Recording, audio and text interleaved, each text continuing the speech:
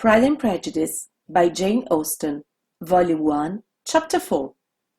When Jane and Elizabeth were alone, the former, who had been cautious in her praise of Mr. Bingley before, expressed to her sister how very much she admired him.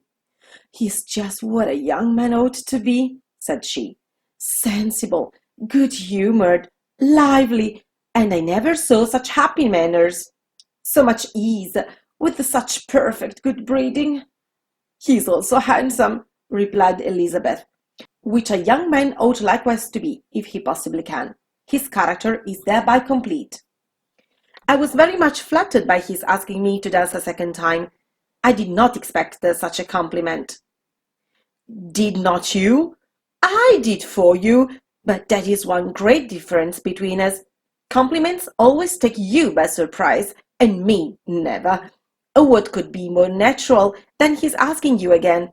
He could not help seeing that you were about 5 times as pretty as every other woman in the room." "No thanks to his gallantry for that." "Well, he certainly is very agreeable, and I give you leave to like him. You have liked many a stupider person." "Dear Lizzie, you are a great deal too apt, you know, to like people in general. You never see a fault in anybody. All the world are good and agreeable in your eyes. I never heard you speak ill of a human being in my life." "I would wish not to be hasty in censuring anyone, but I always speak what I think." "I know you do, and this is that which makes the wonder, with your good sense, to be so honestly blind to the follies and nonsense of others. Affectation of candour is common enough. One meets it everywhere. But to be candid without ostentation or design, to take the good of everybody's character and make it still better, and say nothing of the bad, belongs to you alone. And so you like this man's sisters too, do you? Their manners are not equal to his." "Certainly not at first, but they are very pleasing women when you converse with them. Miss Bingley is to live with her brother and keep his house, and I am much mistaken if we shall not find a very charming neighbour in her." Elizabeth listened in silence, but was not convinced. Their behaviour at the assembly had not been calculated to please in general, and with more quickness of observation and less pliancy of temper than her sister, and with a judgment too unassailed by any attention to herself, she was very little disposed to approve them. They were in fact fine ladies, not deficient in good humour when they were pleased, nor in the power of being agreeable when they chose it, but proud and conceited. They were rather handsome, had been educated in one of the first private seminaries in town, had a fortune of 20,000 pounds, were in the habit of spending more than they ought, and of associating with people of rank, and were therefore in every respect entitled to think well of themselves, and meanly of others. They were of a respectable family in the north of England, a circumstance more deeply impressed on their memories than their brother's fortune, and their own had been acquired by trade. Mr. Bingley inherited property to the amount of nearly 100,000 pounds from his father, who had intended to purchase an estate, but need not live to do it. Mr. Bingley intended it likewise, and sometimes made choice of his county.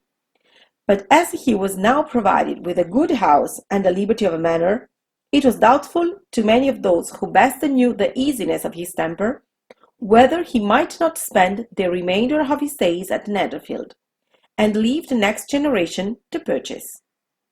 His sisters were very anxious for his saving an estate of his own, but though he was now established only as a tenant, Miss Bingley was by no means unwilling to preside at his table, nor was Mrs. Hurst, who had been married a man of more fashion than fortune, less disposed to consider his house as her home when it suited her. Mr. Bingley had not been of age 2 years when he was tempted by an accidental recommendation to look at Netherfield House. He did look at it, and into it for half an hour, was pleased with the situation and the principal rooms, satisfied with what the owner said in its praise, and took it immediately. Between him and Darcy, there was a very steady friendship, in spite of a great opposition of character. Bingley was endeared to Darcy by the easiness, openness, ductility of his temper, though no disposition could offer a greater contrast to his own, and though with his own he never appeared dissatisfied. On the strength of Darcy's regard, Bingley had the firmest reliance, and of his judgment the highest opinion.